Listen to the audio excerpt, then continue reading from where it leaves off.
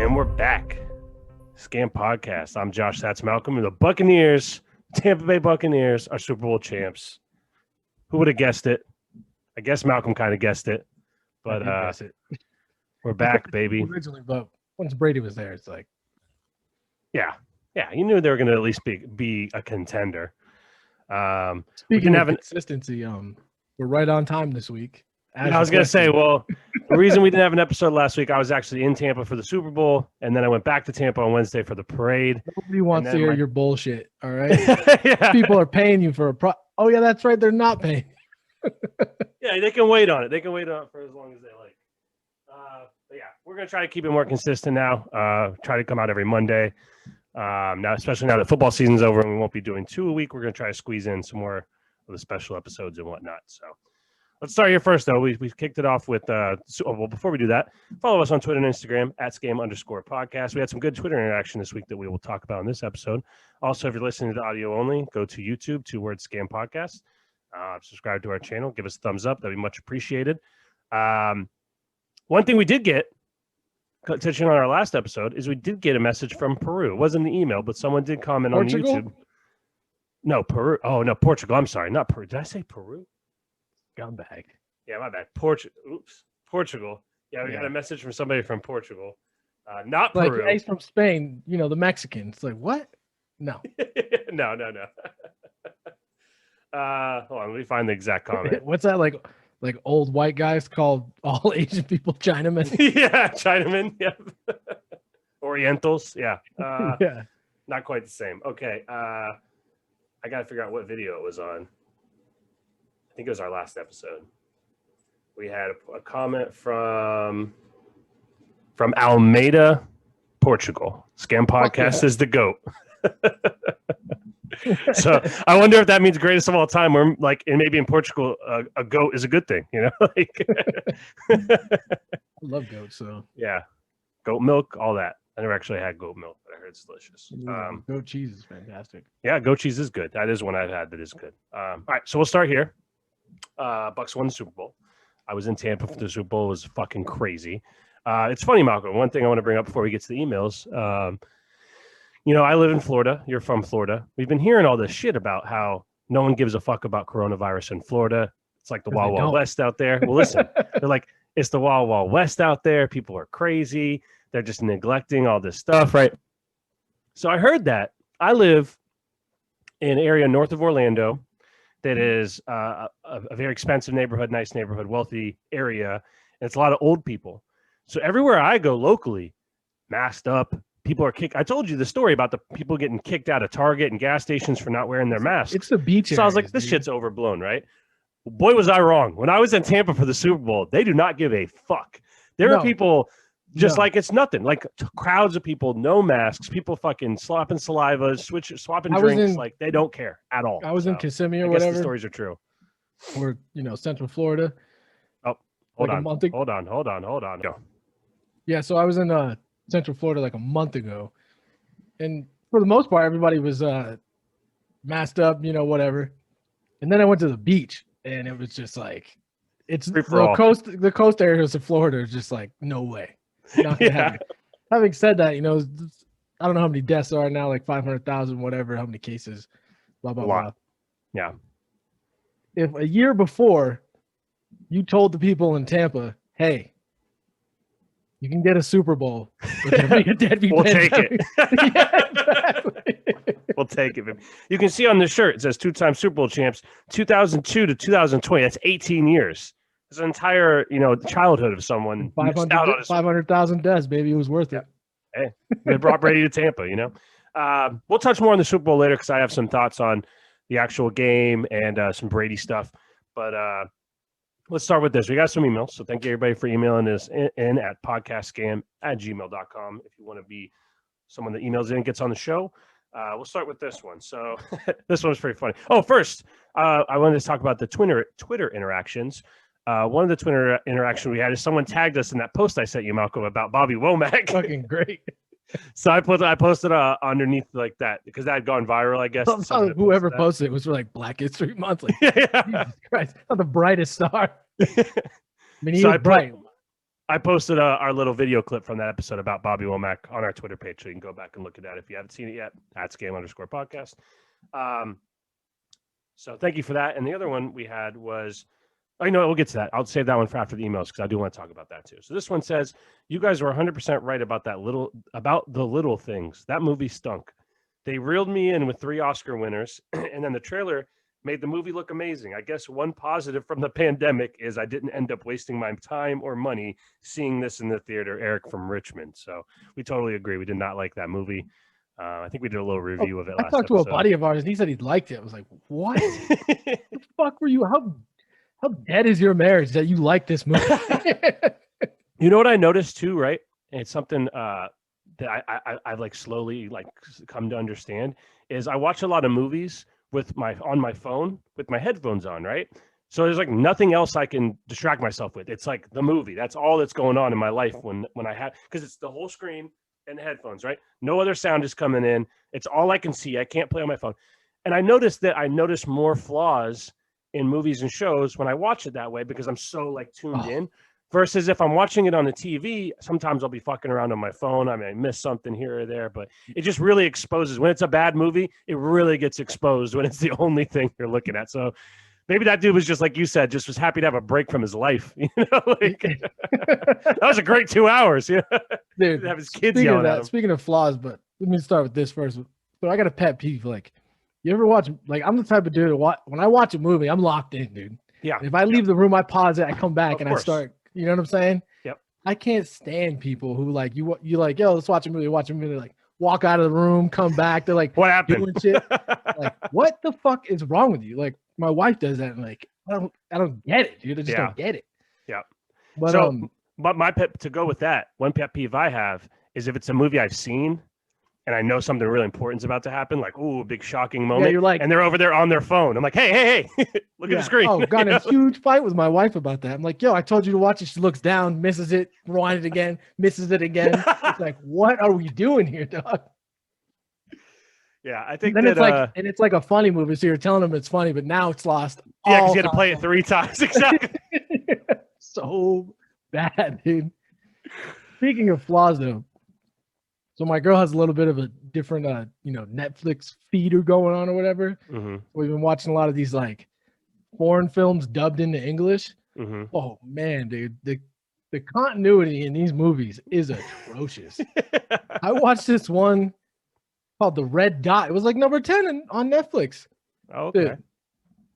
So they're in like this. Wait, it's called The Red Dot? Yes. Is it an Indian movie? No. Thank God. No, so it's like the trailer's like all suspenseful and shit, and there's like they're camping in the middle of the Arctic watching the Northern Lights or whatever, and they're like, what's that red dot? And the red dot's exactly what you think the red dot is. It's a laser beam from a gun. Yeah. So it's like I thought it was gonna be like some kind of like red-eyed wolves or some shit, you know what I'm saying? Or some one-eyed cyclops or something. Anyways, they're getting chased and shit. First of all, these people end up getting held hostage. Everybody has a rifle. They're like within 2 feet of each other. The gun's pointed down. It's like, he's gonna just attack this guy. He's got a rifle. You know, it's a single shot bolt action. So what is? Yeah, exactly. So what like in those kind of movies? Because you said they're out camping like in the middle of the woods or whatever. There has to be some kind of impending danger where they're helpless to make the movie make sense. You know what I mean? Like oh, we have to go this way because we need food. We don't have any. Our guy got hurt here. He's dying. We need to. Well, they're getting hunted, and like it all comes together about why they're getting hunted at the end. But there's this one part where this guy just falls through the ice, and they're in the middle of the Arctic, dude. And he's down there for a solid 5 minutes. He's dead. 30 seconds, you're dead. No question. Yeah, you're dead. You're done. Even if you get out before your body, like 2 hours. Yeah. Like I'm saying, if you're down there for 30 seconds, it's over, right? Even if you get out within 30 seconds, you don't go into shock, you're still gonna die. Yeah, it's over for you, bro. It's over. Yeah, they just act like nothing happened, dude. It was just jump in the pool. In this movie were just like completely insane. I'm trying to think of some of the other ones. It was just, oh god. Spoiler alert. For me, these yeah for the red spoiler alert for the red dot. For these foreign films, there's a lot of great ones, but like you said, it's like inconsistent. Like Oh. some of them are just like masterpieces, and then other ones that are supposed to be good, you're like, what are we doing here? What are we it's doing like here? clearly their culture, like, because I think this was one was like the Netherlands or something. Yeah. Clearly they don't have guns because just the way they're handling the guns, and this dude has a bolt action single shot. He's holding these people. If he misses, he's in trouble. He ends up in a room with them 3 feet apart. Yeah. It's like just bum rushing. Charge him. Yeah. You can only get one of it. It's just so insane. Some of these movies are ridiculous. One of them, there was another Parasite. Yeah. That one, I mean, I get the larger context of it, but it was like, I thought the acting and stuff was good in it, but I do think that it was better because it was foreign. If that was an American movie, people were like, yeah, that was good. But because it was a foreign film, I feel like it got a little bit more. It was a great movie. I tell you what, that Parasite got elevated because of that. Is nowhere near what I was watching. I mean, that Below Zero, I watched that too. That was fucking something else too. It's just like, what? Why wouldn't they just do this? Like, it doesn't make, there's no kind of like, oh, you got like, no, exactly what I would have thought to put in a shitty movie is exactly what happened. Yeah, of course. Yeah. I mean, because most of the time it is a guy like you making that movie. You know what I mean? There's not, I'm sure there's not, they're not like her. I'm sure there's not a long list of people in the Netherlands to make Hollywood movies. You know what I mean? So speaking of making stuff, should we tell people what we thought, what we wish we could have did if we had a little more budget on this thing? This is your little skit for the. Oh yeah, no, we'll save that because we might do that in the future. Maybe next year for the Super Bowl. We had a good idea for a little Super Bowl skit. We just didn't have the time or execution or the funds to do that. So we'll keep that. We'll keep that in the bank. I don't want that getting stolen. Back pocket. Yeah, we'll keep that in the back pocket because I did like that one a lot. Two in the pocket is better than one in the hand, right? That's what they say. All right, next email. So this one, the other one was from Eric from Richmond. I don't know if I said that, but thank you, Eric, for your commentary on how bad that movie, The Little Things, was. This one is more to what we were talking about. Josh, congrats on your Bucs winning the Super Bowl. With his 7th ring, is Tom Brady now the greatest athlete of all time? Interesting question. Define athlete. That's what I'm saying. I keep hearing all these sports shows talk about it, and I think that like greatest leader, greatest champion. Definitely, I would say greatest team sport athlete. Like I think he passes Jordan by getting 7 and going to 10. I think that Bill Russell has more rings, but there was a lot more going into that than just Bill Russell. Also, it was him and Wilt. And there was nobody else over like 6'4". Yeah. You know what I mean? Like the two black guys in the league winning all the championships. Yeah. Like, no don't shit, get it twisted. Bill Russell was an absolute menace and a beast and one of the 5 greatest players of all time. But it's a little different. 8 in a row. Yeah, exactly. It's a little different than Brady winning 7 rings in the NFL. Yeah, that's the craziest part. Is he took a team sport and it made it like an individual sport. Correct. Which is leaving to New England and winning a ring in Tampa year 1 really takes it to like another level of like, oh, it's this guy. You know what I mean? Like we even talked about last week. Is it Brady? Is it Belichick? I mean, I still think that you need both to win 6 rings. There's nobody slide into Tampa and they just win the first year. No, nobody. No, I was thinking like I don't think Rodgers does that. Fuck no, with that team. No. So, I'm pretty sure Mahomes probably would have. If Mahomes and Brady were in different on opposite teams on Sunday, I think it goes the same way. They look like shit in that game. I mean, people could say what they want about those calls. Those calls were legit. Like none of them were. There was one that was iffy. It was the one where he tripped up Evans on the sideline. But it was a penalty. It was a penalty for sure. But it was. And they're like, oh, we don't know if he would have covered. I'm telling you right now, he'd have covered that 6 yards. Yeah, he would have. And he, because the thing is, he got bumped. And then on the way down, he hit his leg that made him completely fall. He already got slowed down by the incidental foot contact. But even if he doesn't catch it, it is a penalty. But if they would have not called that, I would have been like, it probably was. You know what I mean? I wouldn't have been that upset if they don't call it.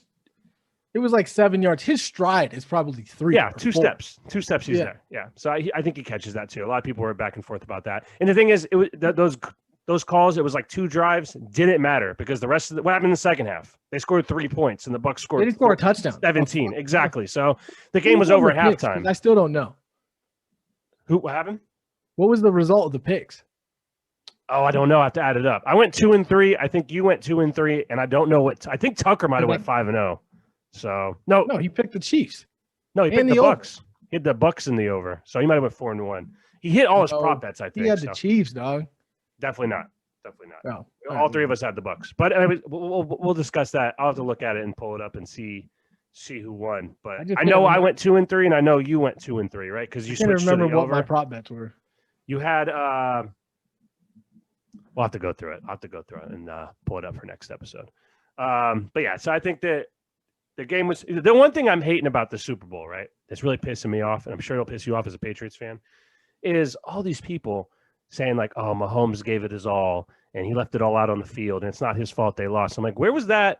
Like, he was bad in that game. He scrambled a lot, but he was not good. What happened? Where was that when Brady threw 500 yards against the Eagles, and people were like, "Yeah, but Brady let the team down, and he couldn't beat the Eagles." People still post these memes and shit of like Eli like owning Tom Brady and Nick Foles owning Tom Brady. Like, okay, well, in the last 2 times that they met in the playoffs, Mahomes lost to Brady. Okay, that's fair. But also, you can say it was the defense in that Super Bowl, but he made a lot of terrible decisions. He made some crazy passes out of nowhere. It was like there was nobody on the field decisions for him but him, Tyreek Hill, and Kelsey. It's like, did he? I don't think he passed to anyone else.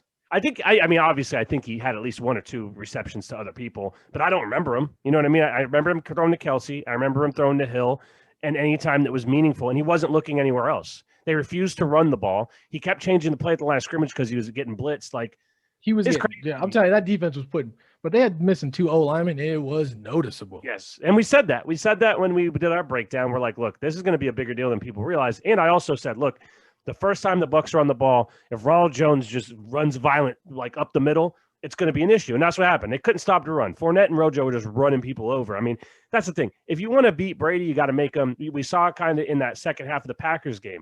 Spread it out, blitz on the outside or blitz 4 and drop back in coverage. They couldn't get to him. And they couldn't get to him. So, I mean, that's the Frank thing. Clark I think 0 factor. Yeah, I mean, I think he had a sack. 2 drives. Yeah, I was going to say, I think he had a sack on like early. The second drive. Yeah. But other than that, there was no that's because what they did is they were like, okay, we got beat, we're getting beat deep. Let's just sit back in coverage. And the Bucs are like, okay, we'll just run the ball. And they had 160 yards rushing. So I mean, like Fournette had that one run on his touchdown. He went 30 yards, no one touched him. You know what I'm saying? Like you can't win like that. I mean, I'm not saying it's totally Mahomes' fault that they lost, but I'm saying this. He did not play well. It's only his fault when they win, so fuck him. Exactly. I was going to say, if they would have won the game, it would have been all praise to Mahomes. And I think that it's weird that just Mahomes and Brady are held to a different standard.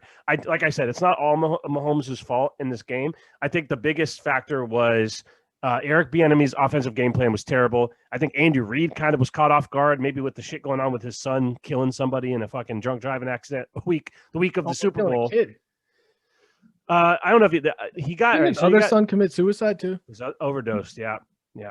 So his son, Britt Reid, was a linebackers coach for the Chiefs. Like 2 days before the Super Bowl, he got in an accident, and I think he killed someone, and then the kid was in critical condition, maybe was going to die, and then they found out that he was either drunk or possibly under the influence. Yeah.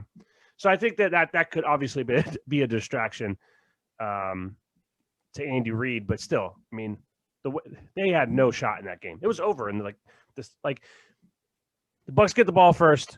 They don't score. They have to punt, right? And I'm like, oh, that's not good. You got to put points up on every drive against these guys. No, it didn't matter at all because they only scored 9 points. So, yeah, and they had 3 noticeable drop passes. I mean, Tyreek Hill's one in the corner of the end zone. Kelsey's drop pass. I mean, yeah, there was the one in the one where Mahomes was sideways and Darrell Williams, the running back, he dropped hit him right in the hands. Just drops it in the end zone. But a couple of those you can blame. Obviously, you should catch them. But if you watch the replays, there was guys all over them. They just either misstepped. Like on the one Hill caught, Winfield had his hands up. So Hill couldn't see the ball until it literally was hitting him in the helmet. So, I mean, they're tough catches. It's not like they dropped, wide open passes or things like that. It was an ugly game plan. Guys were not open for him. And they kind of did what we said. They kind of just played deep on Hill. Like whatever Kelsey gets, give it to him. All you got to do is shut them down. Let Kelsey, if Kelsey's going to have 130 yards, fine.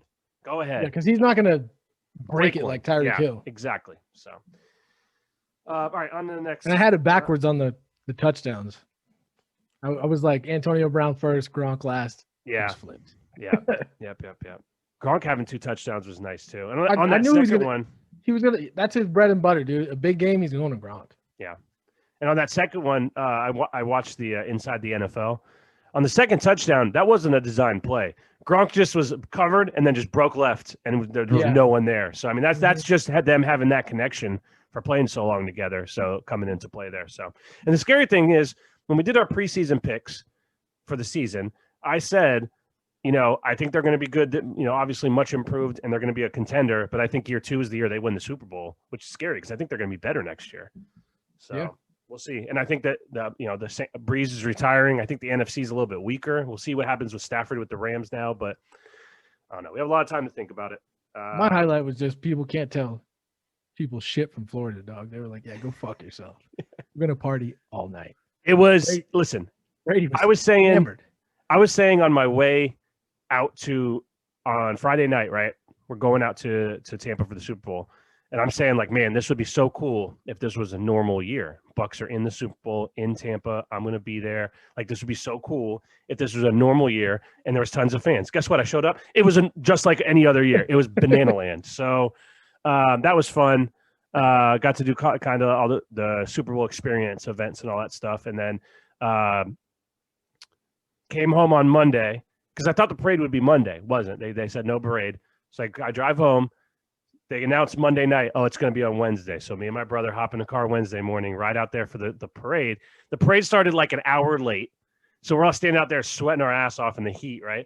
They come by, and you could tell like when we saw the boat with Brady on it, like, oh, these guys are trashed. Like all of them, not just like Brady, all of them. Soft Bruce Arians was holding a beer, and you could tell, like, that look in your face when you're at like when we used to tailgate for like Gator football games where you saw the guy at like 2 p.m. for like a 4 p.m. game. You're like, oh, that dude's not here no more. You know what I mean?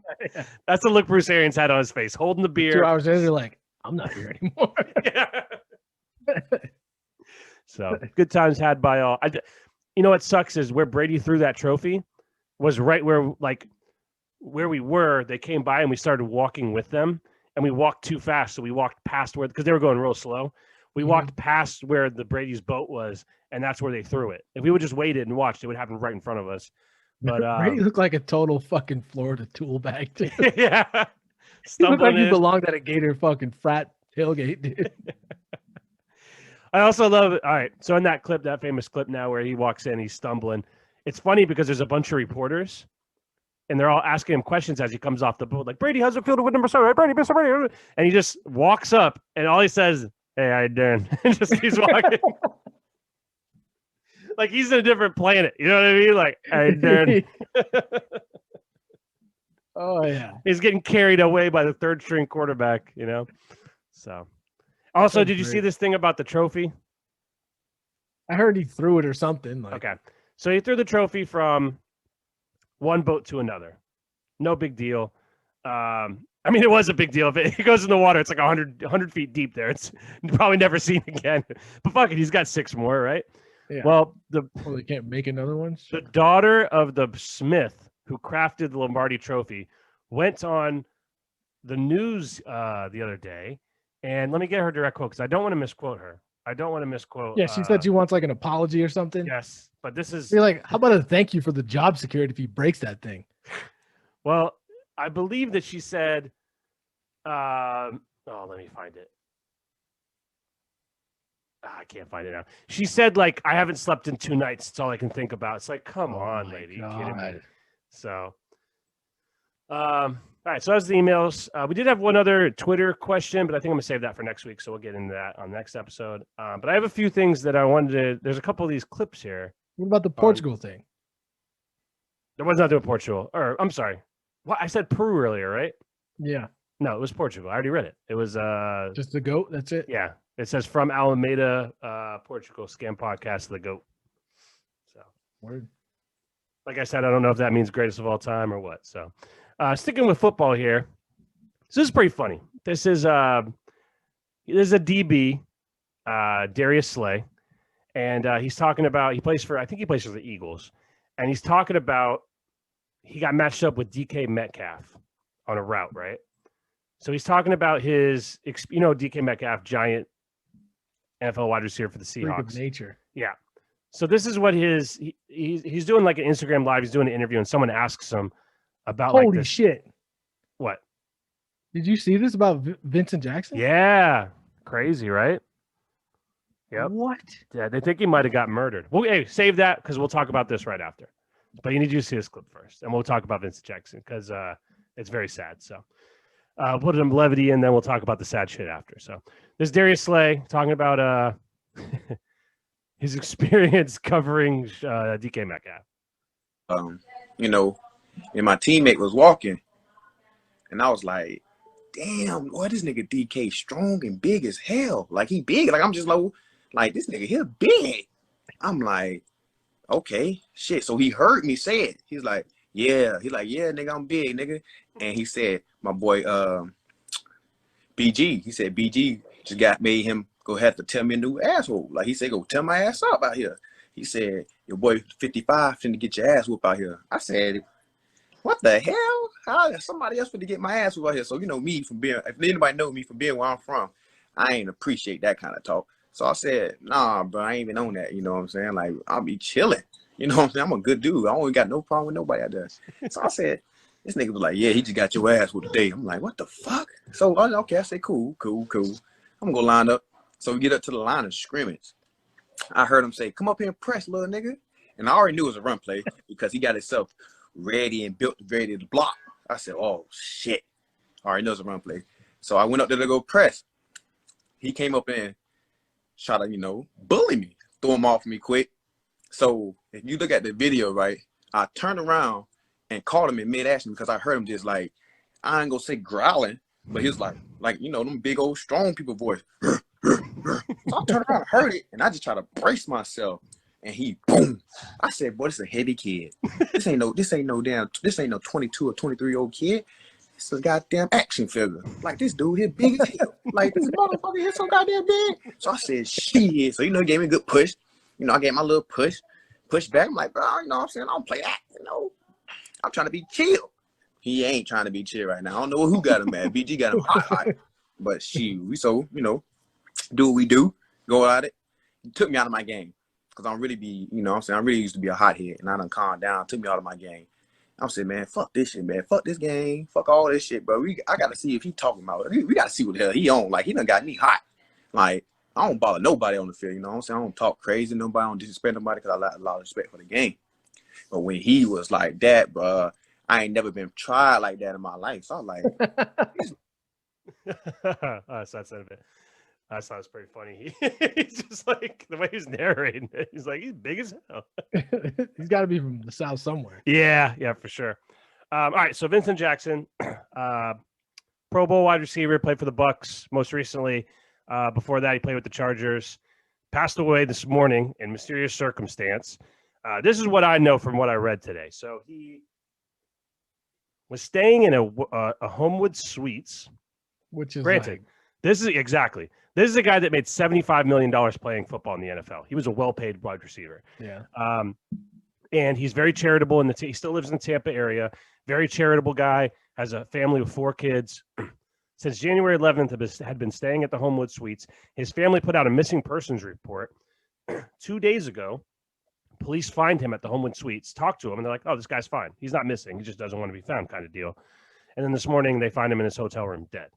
So they say there's no like trauma that would indicate that he was murdered, but that they're not rolling out foul play, maybe overdose, poison kind of deal.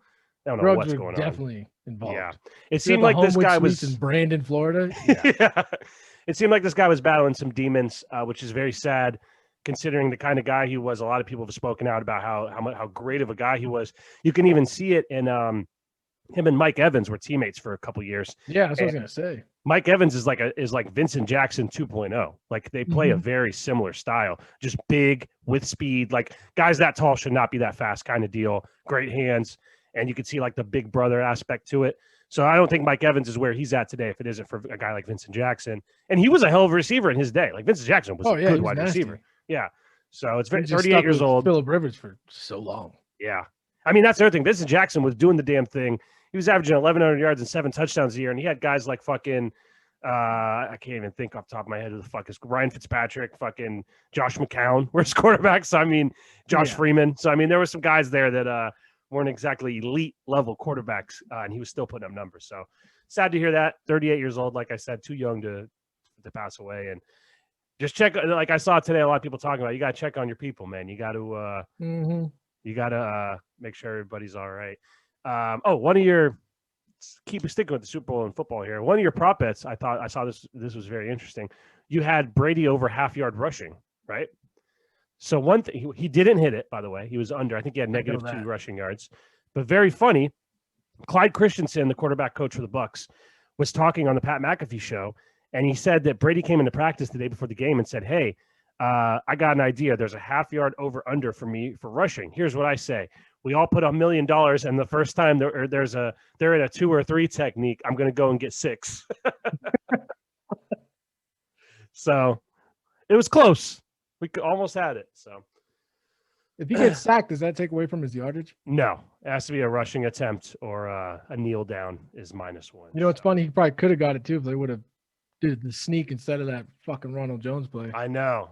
And you know what's crazy on that? Again, speaking, I know we're talking a lot about the Super Bowl in here, but a week after, but the play before it, they went for it on 4th down. They didn't get it. On 3rd down, I thought he got in, and they didn't challenge it. I think that he actually got in on 3rd down, and then they went for it on 4th down. Obviously, he didn't get it. So it didn't end up mattering, but it could have, at the time of the game. So here's another clip I saw. So it's about a school meeting where they're speaking out after a racist incident at the school. So tell me what you think about this here. I went to his bedroom to say goodnight, and he was crying because of the abuse that he was enduring in this school system. Then why did you stay in Mexico?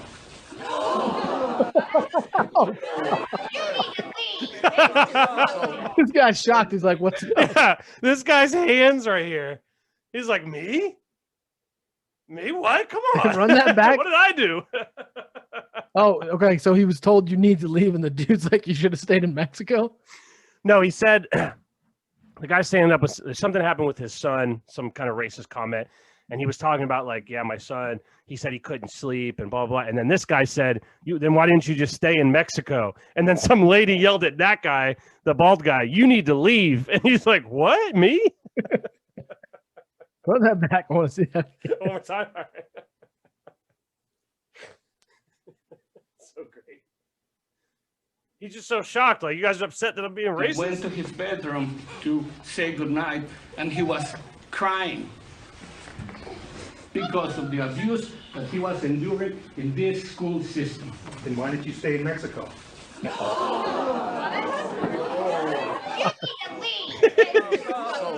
I went to his bedroom. Look at the bottom left here. The breakdown of this guy's face and the guy being all shocked. That dude's face has the look of like, he's like, "What? You guys were thinking it, right?" Yeah. Wait. I'm not the only one that thinks that, right? Like, come on. It's me, guys. I thought we were all being a little racist here. No? Yeah. Okay. You know the deal. You come here, we get to be racist, dog. You should have stayed in Mexico.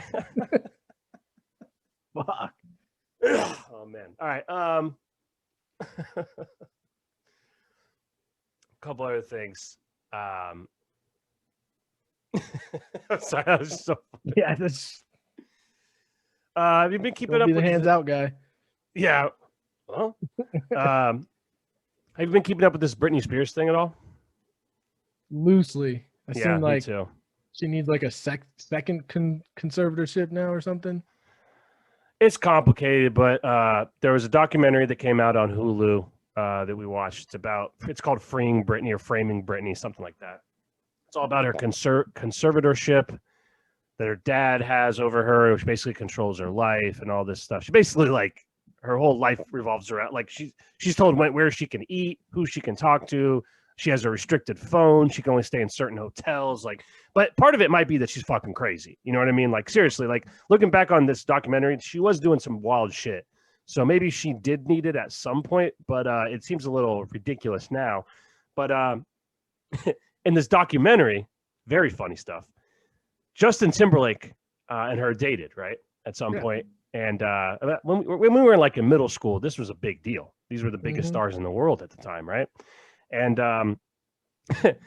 he went in the documentary. They play this clip. He went on some radio show, and I think it was like Jim Norton or somebody like that, and they're like, "So be honest, did you fuck Britney Spears?" And he was like, "What do you want me to say?" He's like, "All right, I did," right? So yeah, so he gets obviously, it's not great to be bragging about sleeping with. So also, Britney was saying that she was saving it to marriage, and who cares, But what that unearthed was this fantastic clip of Justin Timberlake on MTV, I guess, apologizing about saying that he slept with Britney, but wait for the end, right? What would you have done differently? I mean, you mean as far as when people said, I think "Oh, that, he hung Janet out to dry." Yeah, that particularly. I mean, I don't take that.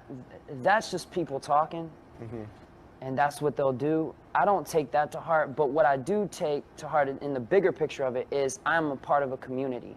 I'm a part of a community that consider themselves artists. And if there was something that I could have done in her defense that was more that I could have realized, then I would have. But the other half of me thought to myself, wow, like we still haven't found the weapons of mass destruction. I'm sorry, what? I mean, I get where he's coming from, but what?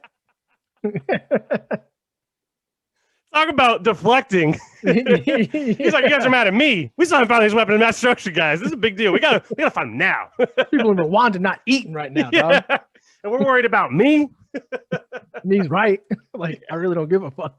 No. Not only that, the funny thing is they had it so easy back then, like no social media and shit. Oh yeah. Now No kidding, right? Yeah, you could basically do whatever you want. Like the paparazzi was, always up your ass, but there's ways to get away from that. Nowadays, all it takes is a guy with his cell phone in his hand that you don't notice. Yeah. You know what I mean? Yep. So crazy. What a move there, though. Guys, I know you're real upset with me right now, but we haven't found these weapons of mass destruction. Like, let's think about the real issues right here. Yeah. So, what else you got going on, Malcolm? What's going on in your life? Trying to start this business with my old lady. Yeah. Selling Thai food or whatever. Mm-hmm. Walking around today, handing out menus or whatever. Oh, nice. There's nothing that weirder going? than walking up to people's doors nowadays. Yeah. Everybody's got a camera in front, from the Ring things. It's just like, you feel like you're about to kill them and you're not. You know what I'm saying? Yeah, like when you walk up there. So or no, it's not even that. It's just like when they have that reaction, you're just like, I understand. Yeah. I know you. I know this is sketchy. Yeah. Which is funny because like back in the day, like how many people would come to your door? Tons of people. All the time. Yeah. Exactly. Funny story. I remember one time I was staying at your house and your mom, she worked during the week. She worked early in the morning. And you had, I think at this time, I stayed the night at your house. Like we were drinking the night before. I stayed over and then you're like, I got to work in the morning, but I'll be home by like 2 and I'll take you home. So I'm like, all right, cool. So you left and I wake up to a pounding on your door. And I'm like, what the fuck is going on? So I go out there and it's 2 Jehovah's Witnesses. And I'm just like at your house. And I'm like, hey man, I don't even live here. And they're like, that doesn't mean you can't, convert to our Lord and Savior. I'm like, get the fuck out of here. Jesus walks with you everywhere. Yeah, it doesn't matter. Do any of us really have a home if it's not with Jesus Christ? You know what I'm saying? Like, I would give those dudes a hard time when they came to my door, dog.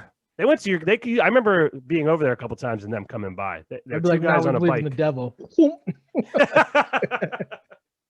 The devil's. Yeah. The good one I always do is whatever you got, I don't want it. I don't care what you're selling. Whatever you have, I don't care.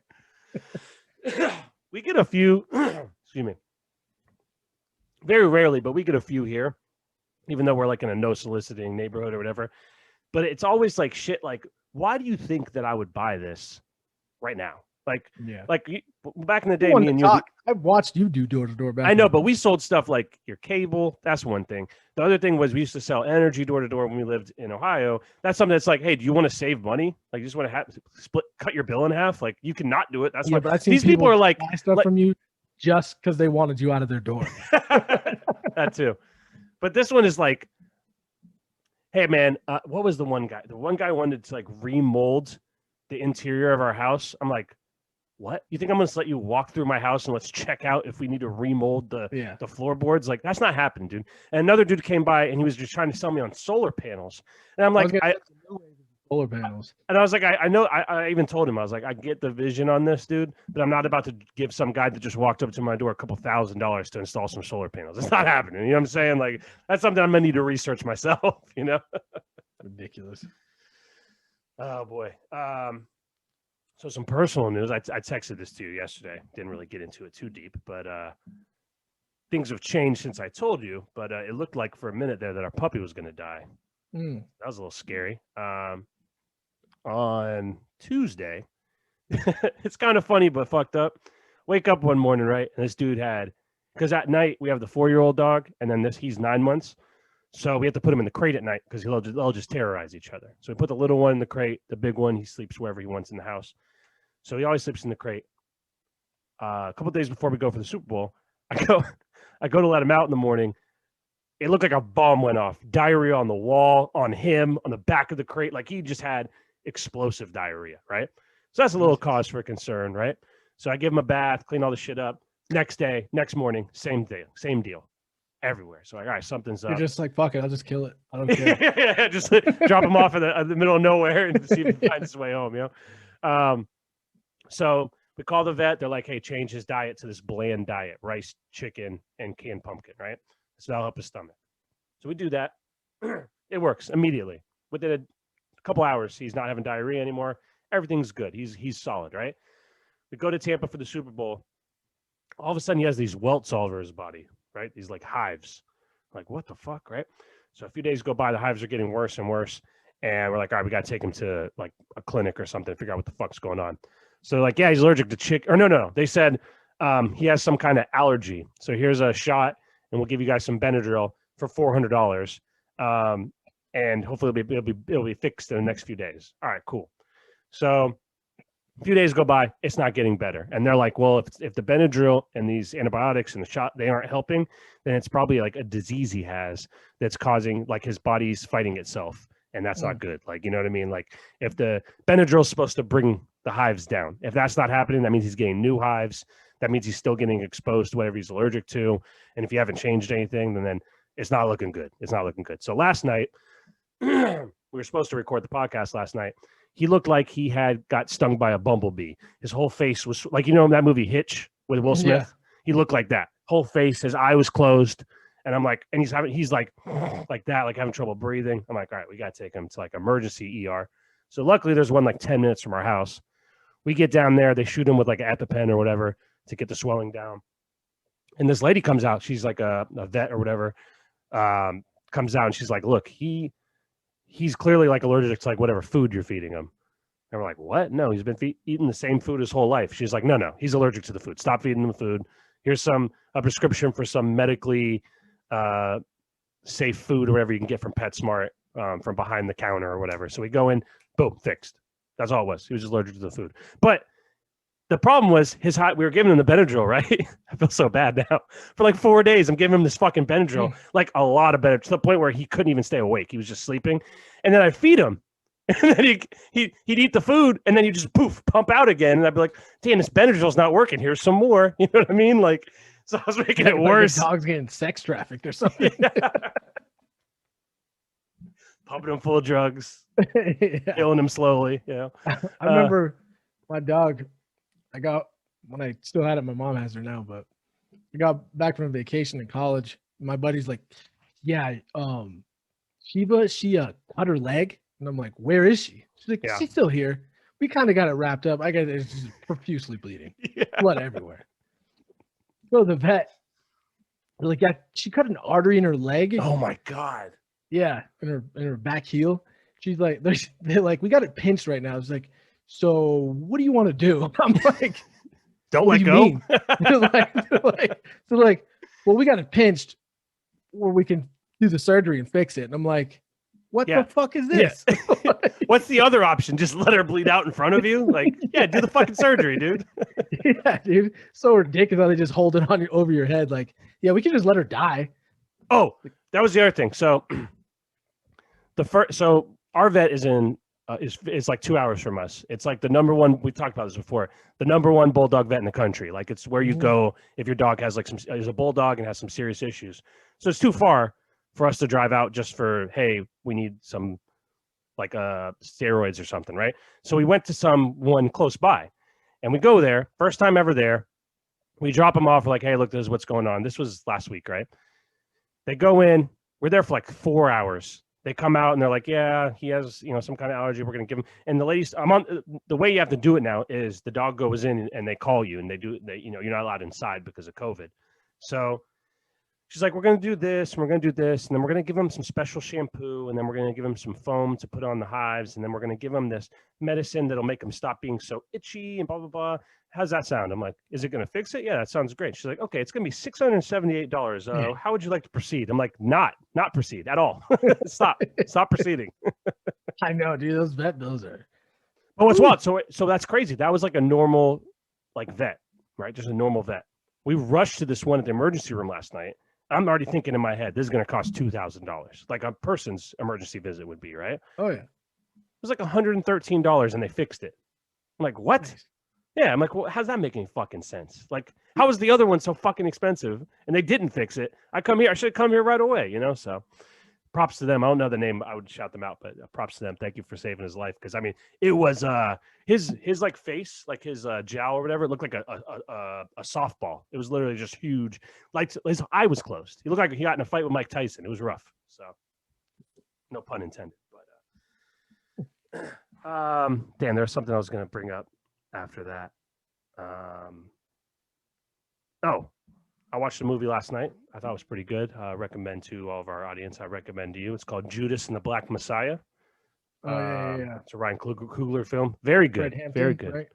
Yeah, the Fred Hampton story. Very good. Acting in it is superb. The guy that plays Fred Hampton is the guy from Get Out. I think this takes him to another level. He was fucking amazing in this. Really? Yeah, really good. So I highly recommend that. I watched the girl with the dragon tattoo for the first time. It's good, but geez. Which one did you see? You see the American one or the original? Seen the one with Daniel Craig. Yeah, the James Bond. Yeah, that one's good. There's two of them. There's one that's not very good. Wasn't there I believe a it's the second? American. There is a second one. The girl that kicked the hornet's it's not nest the same or whatever. girl. I'm like, I don't want to see it. Yeah, she's good too. That chick is a great actress. So yeah. So one thing that I did start watching that I think this is right up our alley here. It's this new show on Netflix about the Cecil Hotel. You familiar with this? Reminds me of Charlie Murphy, but I can't say. No, you can't. Are you familiar with the Cecil Hotel, Malcolm? No. Okay, let me pull up the Cecil Hotel Wikipedia. So there's this famous story from I think it was 2013. That's what the documentary on Netflix kind of is based on. It's this girl, Elisa Lam, excuse me, a Vietnamese girl from Vancouver, comes to LA for the first time by herself, sees this hotel for cheap in California, downtown LA. She's like, this sounds sweet. Obviously, if anybody knows anything about the Cecil Hotel, it's right in Skid Row, which is like a war zone of homeless people in LA. So it's not where you of Skid Row. Yeah, here, hold on. I'll put a picture of him. It's not where you want to. Is there a video of it? Oh yeah. I just saw I think it was like the LA Times article about it. Where's this guy? I typed in Mayor Skid Row and fucking. I see one of him like hitting a punching bag.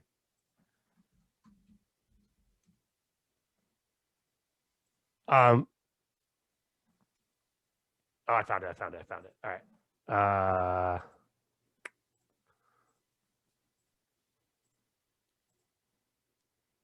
Shit. Maybe I don't got it. Free Coffee Mondays for members only. Free ad for Dunkin' Donuts there. Sorry about that. While that's playing. So this documentary is about the Cecil Hotel. There's a lot of wonky shit that happens here. And it's in the middle of Skid Row. And then this is the mayor of Skid Row. So we'll get to see what you're kind of dealing with here.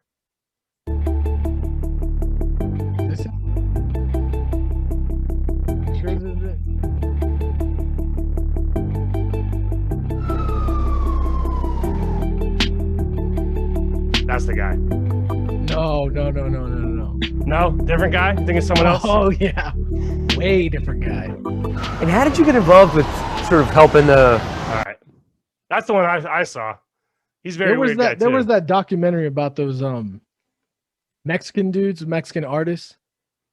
It was like on Vice or something. And they have what the fuck is that dude's name? And they have this guy. See, this is the picture I saw that I was like, oh, that looks like the guy I saw. Just boxing in the park, baby. God damn, I gotta find this. We got this guy, General Jeff, Mayor of Skid Row. No, there's fuck, man. None of these guys look familiar. I mean, this guy looks like the homeless of the homeless, bro. He's beyond homeless. This white dude. His name's, I can't remember his fucking name. Oh man, this guy. Whoa, Pepper. It might be. Yeah, I don't know. Damn, I'll look for it. Anyway, so Skid Row is this huge homeless population that lives in downtown LA, and it's literally like a blocked off area where these homeless people are not allowed to leave this area or they get arrested. It's like you can live in Skid Row, you can't come outside Skid Row. So this documentary is about Elisa Lam. She came to stay at Cecil Hotel. She didn't know anything about it, and then she goes missing, right? Mm-hmm. And all they find is this wonky ass video. I don't want to spoil anything, so I'll stop after this. They find this wonky ass video of her getting in and out of the elevator where she looks like she's possessed by a ghost. She's literally like moving her arms all weird and all wonky. And it's the last time she's seen, but they realize, wait a minute, she never left the hotel. Like there's no video of her leaving the hotel. So she has to be in this hotel somewhere. And it's a 4-part documentary on Netflix. I highly recommend because there's all kinds of conspiracy theories. And I don't want to spoil it, so I'll just let you I'll let you watch it. But there is a history of there's a reputation of violence, suicide, and murder at this Cecil Hotel. A lot of people kill themselves there. It got nicknamed as the Suicide Hotel. Elizabeth Short, dubbed by the media as the Black Dahlia, was rumored to have spotted drinking at the Cecil's bar. What? I found it. You found it? All right. Share the video of the mayor of Skid Row. Here, I'll just send it to you. No, just put it on the screen. Put it on the screen. All right. I think this is the clip. This is the guy for sure. Okay. Share this shit. Share sound. All right. I'm excited for this. I don't know if this is the clip, but this is definitely the guy. Looks like an elf. From Alameda to Santa Fe, I run this. My name's Pepper. I'm the mayor. Oh, that was the guy. Row. That was Pepper. From Alameda to Santa Fe, I run this. All the homeless answer to me. Okay. Okay. People are discriminated against. They're discriminated? We're looked down upon. We're looked at like trash, like undesirables. But guy. just like we're looked at as undesirables, how you think we look at the rich in the higher class? Undesirable. Okay, sure. It's a mutual feeling. Mutual. All right. Life's about change. Mm-hmm. Yeah, Change is good. Yep. May not be good at first. We might struggle at first. But that's life in general. Struggle. Life's Preach. about struggle. Yep. He ain't changed his clothes. If you got everything you wanted easily, piece of cake, without no struggle, would it be worth it? There's a I way don't think so. wilder clip of him though. I'm sure there is. You could tell me that guy was in a video doing anything and I'd believe it. So that's something. So that was the guy we saw the picture of, Pepper. So Yeah. Curious to see like what I can pull up of when I type his name in now. So that's the thing. So that guy's the mayor of this area. So this poor 19-year-old chick from Vancouver had no idea what she was getting herself into. They say in the hotel, like in the documentary, they're like, we advise you don't go outside. What? And then they interviewed like another couple. You have to watch it. It's really, really crazy. The documentary itself is like a C. Like it's not a great documentary, but the context and what's going on in it is fucking insane. But there's like a couple from the United Kingdom. They come and stay, and they're talking about it, and they're like, "Yeah, it was this great deal online. It said 10 minutes from Hollywood Studios. We were super excited, and then we got there, and we're like." Ooh, well, we're not going to be staying in the room, so that's not a big deal. You know what I mean? Yeah. We're just going to shower here. And then like we went to go get some food, and we're like, we got lost, and we're like, hey, do you guys know how to get back to the Cecil Hotel? And they're like, you're staying at the Cecil? Oh boy, I wouldn't stay there if I were you. People go missing all the time. They're like, what the fuck? So That's great. interesting stuff. So yeah, I recommend it. I think it's called, I don't know what the documentary is called on Netflix. It's a 4-part. You can find it. It's one of the top 10 on Netflix right now, but it's called like something the Cecil Hotel, maybe like Unsolved the Cecil Hotel. But the story of Elisa Lam is very bizarre. Should have talked to the mayor. Would have got better accommodations. So you've never heard of this story before? This Elisa Lam story? Nope. Okay. Let me see if I can pull this up so we can show you kind of what we're dealing with here. So like I said, she goes missing. Her family's all worried about her.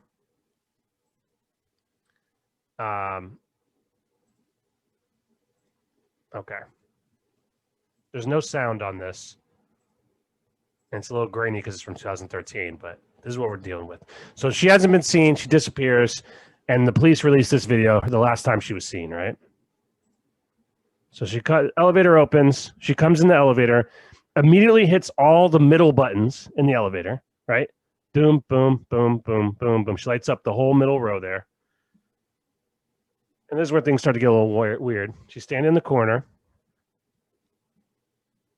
And then looking, takes a little peek, comes back in.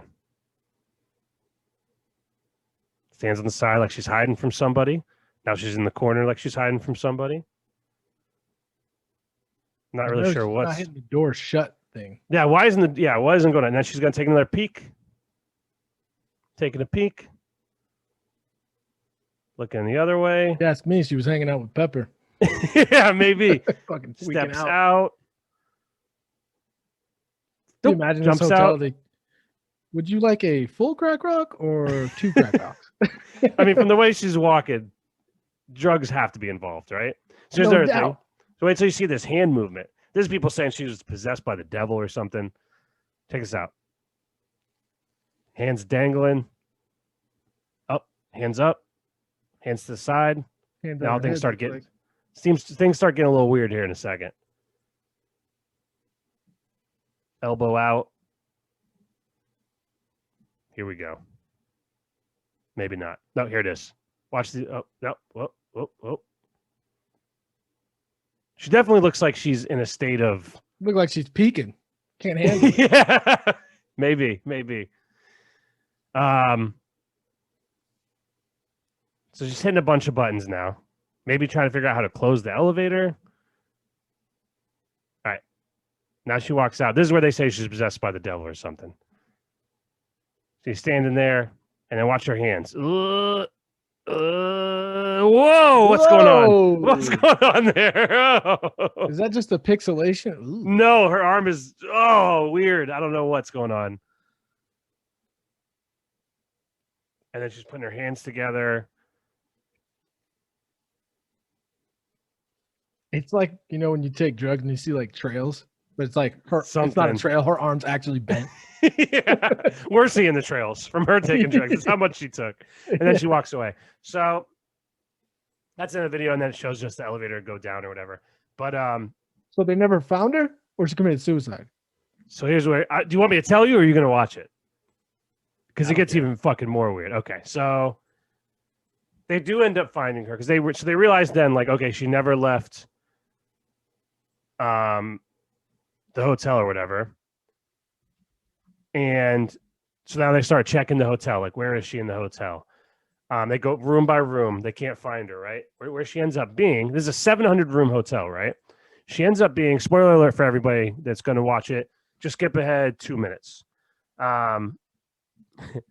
She ends up being in this water tank, right?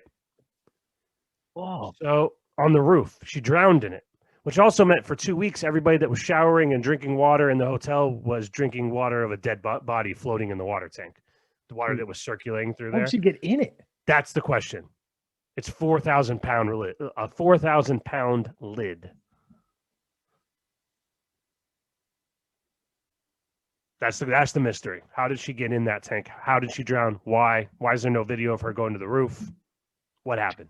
Figure out who removes that lid. There's probably a crane on the roof. that removes the lid, like a little hand crane. Maybe something. I haven't seen the last episode. I just know the story from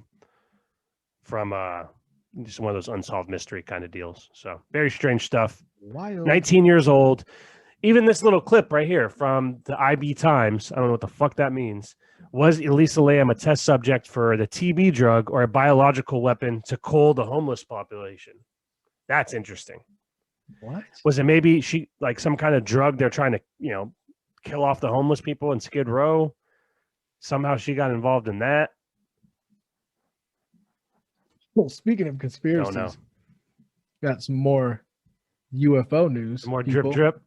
A little drip. This is like the faucet's running. What are you talking about? Yeah. So Here, let me pull up the website.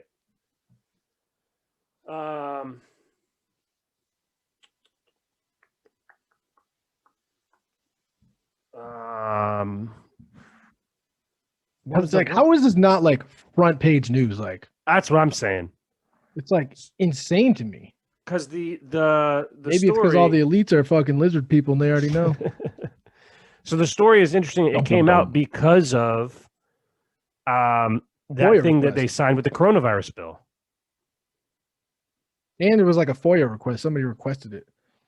And the thing they stick on is like, oh, it's metal that can go back to its original shape. It's like, I already seen shit like that years ago, probably 10, 15 years ago when I was a kid. It's like you pour water on it and it goes back. Yep. So what this is slowing down the speed of light and invisibility. That's the crazy part. So what Malcolm's talking about, I know if you don't know the story, it's kind of hard to follow.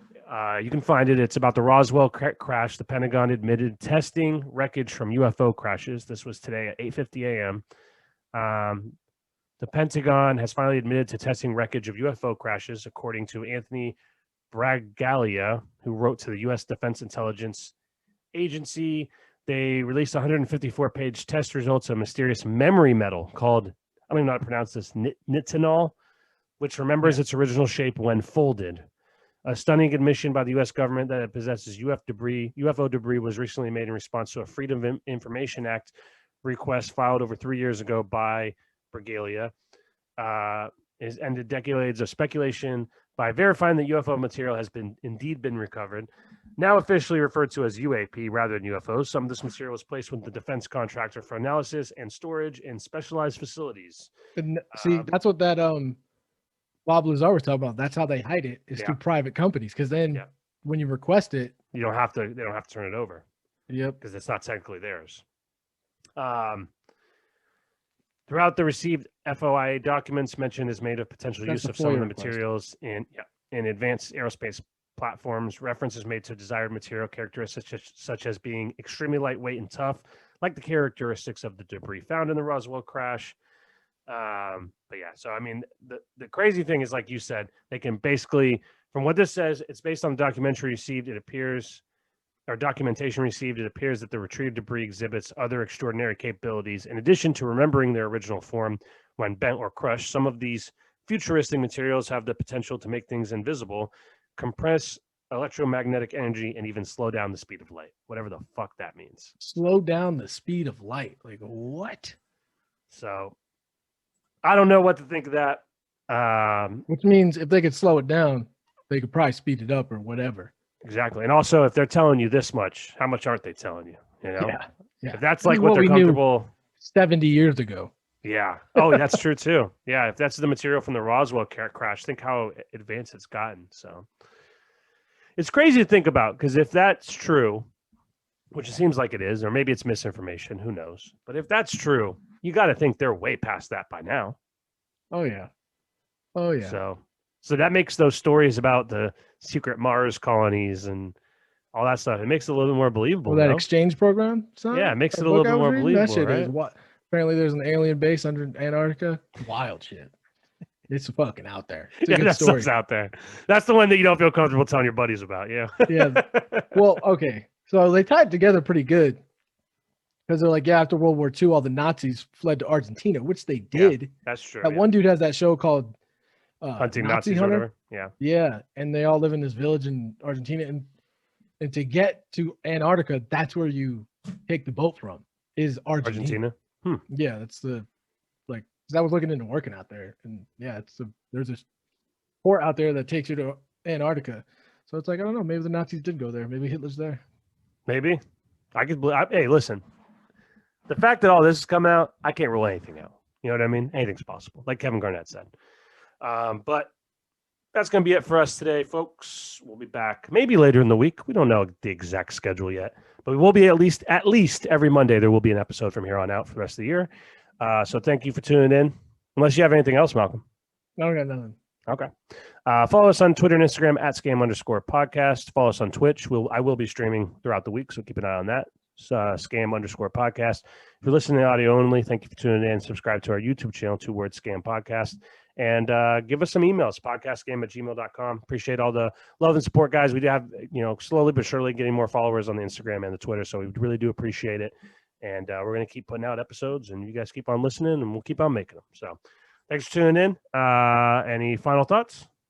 Nothing. All right. See you.